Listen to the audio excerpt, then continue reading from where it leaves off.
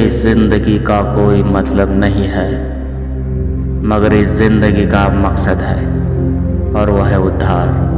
और उद्धार सिर्फ एक ही नाम में है, और वह नाम है प्रभु यीशु मसीह।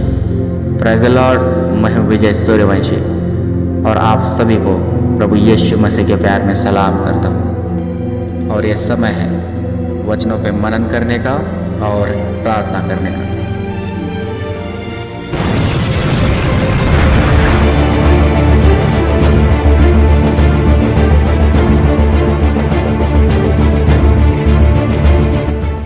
जिसने जमीन और आसमान को बनाया,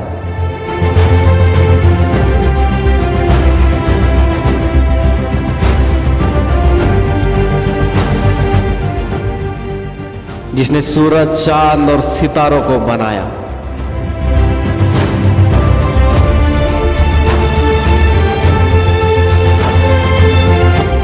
साबित कर दिया उसने दुनिया के लिए अपनी जान देकर के वो सारी सृष्टि में महान है।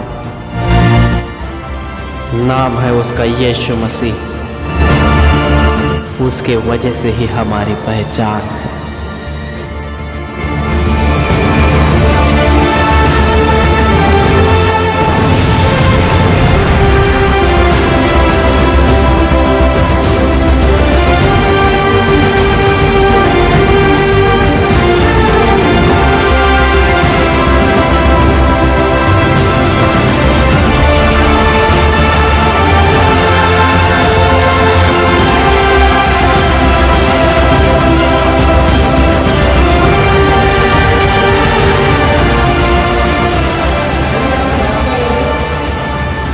जिंदा खुदावन तेरे नाम को पूछा उठाता हूँ और प्रार्थना करता हूँ मेरे राजा। खूबसूरत दिन में तेरे खूबसूरत बच्चे को बीच में मुझे लेके आया, जिंदा रखा, इसलिए धन्यवाद देता हूँ।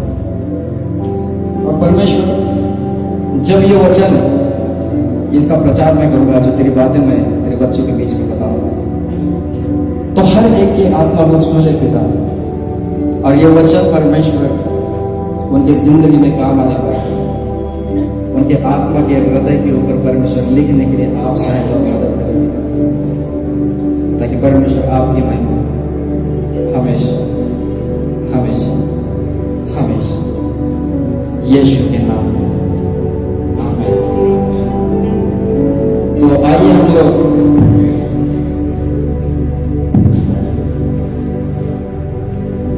लूका उसका 22 अध्याय 39 यानी 39 से लेके हम 46 इस वचन को देखें। लूका उसका, कितने लोगों ने बाइबल लाए? हाथों पर देखते भी एक से कुछ हाथ से मजा भावना नहीं, बाकी सारा नहीं मोबाइल है ना। कुछ लोगों के भगवान मोबाइल बन चुके हैं, जब भी सुबह उठते हैं उठने पे नहीं आते हैं, व्हाट्सएप से पता चलेगा। तो परमेश्वर के नाम के लिए कौन वचन पढ़ेगा? ये कोई बहन, कोई भाई? जैसे मेरे पिता ने मेरे लिए एक राज्य ठहराया। 22 उसका मैंने 29 सॉरी। तब वह बाहर निकलकर अपनी रीति के अनुसार जैतून के पहाड़ पर गया। और चेले उसके पीछे उस जगह पहुंचकर उसने उनसे कहा प्रार्थना करो कि तुम परीक्षा में न पड़ो। और वह आप उनसे अलग एक ढेला फेंकने की दूरी पर गया और घुटने टेककर प्रार्थना करने लगा। वो कौन सी प्रार्थना थी? हे पिता, यदि तू चाहे तो इस कटोरे को मेरे पास से हटा ले। तो भी मेरी नहीं परंतु तेरी ही इच्छा। तब स्वर्ग से एक दूत उसको दिखाई दिया जो उसे सामर्थ देता। वह अत्यंत संकट में व्याकुल होकर और भी हार्दिक वेदना से प्रार्थना करने लगा। और उसका पसीना मानो बड़ी बूंदों के समान लहू की बड़ी बड़ी बूंदों समान भूमि पर गिर रहा था। भूमि पर गिर रहा था। तब वह प्रार्थना से उठा और अपने चेलों के पास आकर उन्हें उदासी के मारे सोता पाया और उनसे कहा क्यों सोते हो उठो प्रार्थना करो कि परीक्षा में न पड़ो। कितने लोगों ने ये वचन को पढ़ा है? कितने लोगों ने पढ़ा है? हाथ ऊपर। परमेश्वर की महिमा जी, हम सभी लोग बच्चे हैं ना, तो बिंदास थोड़ा सा क्लोजली बातें करेंगे। हाथ ऊपर। कितने लोगों ने वचन को पढ़ा है? आधे। अगर वचन पढ़ा है तो थोड़ा सा आधा हाथ दिखाई दे रहा है मुझे, और बाकी लोग हैं। ओके, तो जब मैं ये वचन पढ़ रहा था और परमेश्वर के आत्मा ने मुझे इसके बारे में कुछ राज बताया। पहले मैं सिर्फ वचन पढ़ता था, कुछ समझ में नहीं आता था, जैसे किताबें हम लोग पढ़ते हैं उसी तरह से पढ़ता था। और जब समझ में नहीं आता तो मैंने प्रार्थना स्टार्ट की, परमेश्वर को बोला कि मुझे समझ ज्ञान और बुद्धि दे दे, ताकि मैं तेरे वचनों की गहराई को समझ पाऊँ। और जब भी मैं कहीं प्रचार करने जाता हूँ, कोई प्लान नहीं बनाता, परमेश्वर का आत्मा इंस्टेंट उसी समय मुझे कुछ बातें बताता, या कभी कभी बातें बताता। जब मैं कल दादा को बोला कि कोई संदेश या कोई मैसेज देना है, कल नाइट में हम चर्च में गए थे तो वहाँ पे भी मुझे बुलाया गया था, तो दादा को बोला, दादा देखो मेरे पास तो कोई मैसेज है नहीं, मगर परमेश्वर जरूर मुझे बताएगा। और जब मैं फ्रेश हो रहा था, पवित्र आत्मा ने मुझसे स्पर्श किया, मैंने दादा को सबसे पहले बोला, दादा देखो ये मेरा खुदा है जिसने मुझे एक संदेश दिया है, और देखो आज चर्च में क्या होने वाला है। और ये जो सभा है आज, मैं वादा करता हूँ आपसे कि आखिरी दुष्ट आत्मा के काम जब तक खत्म नहीं होती, ये सभा खत्म नहीं आज के दिन। इसलिए वचनों के लिए थोड़ा सा जोरदार तालियां बजाएंगे हम लोग।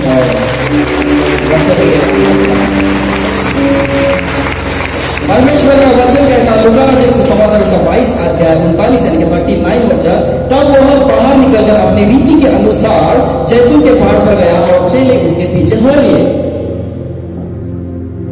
इस वचन में जब हम आते हैं तो यहाँ पे मुझे प्रभु यीशु का जो सिस्टम था, उसकी रीत थी, वो पता चलती है।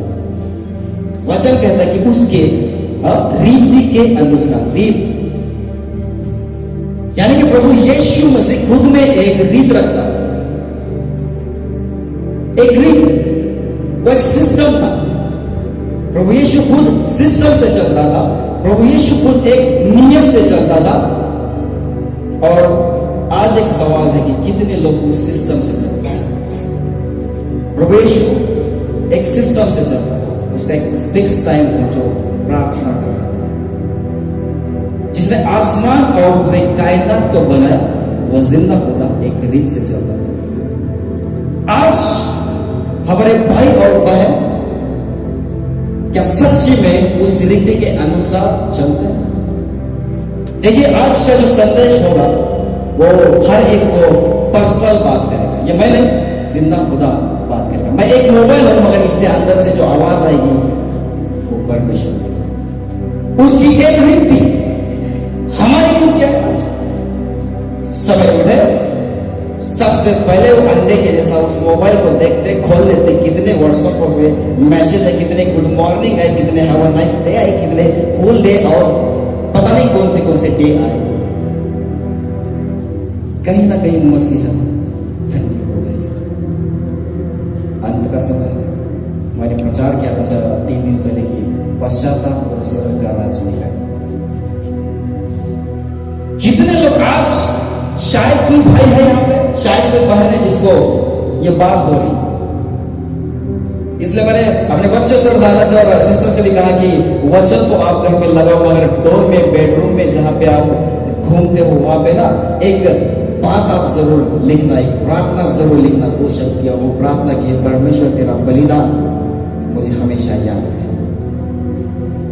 उस जिंदा खुदा ने जो बलिदान दिया, वो बलिदान हम मोबाइल में ढूंढते, फेसबुक, व्हाट्सएप, ये पहला स्थान, ये पहला स्थान। आज के दिन में अगर सभी लोगों को ये वचन छू रहा है तो आज समझ लो, अगर हम इतने सालों से, इतने दिनों से चर्च में आते हैं, फिर भी मोबाइल को पहला अगर स्थान मिलता है तो सोचो क्या चलता है यहाँ पे? ऑर्केस्ट्रा चल रहा है, गाने होते हैं, कोई एंकर आता है, कोई बातें बताते, ये चल रहा है। मैं आपका भाई हूं, मैं अधिकार से आपसे बातें करूं, इसलिए पहले ही बोला था। और मुझे पता है अगर मैं खुदा की तरफ से हूं तो मेरा विरोधी कौन है? भाई लोग उसको जलन करिए नहीं ना? अच्छा ठीक। पहला स्थान प्रभु यीशु मसीह की एक रीति। अगर आज नहीं है ना मेरे भाई और बहन, इस वचन को समझो और खुद में एक रीति बनाओ। और आगे वचन कहता है कि चले उसके पीछे, चले उसके पीछे जा रहे थे। किसके पीछे?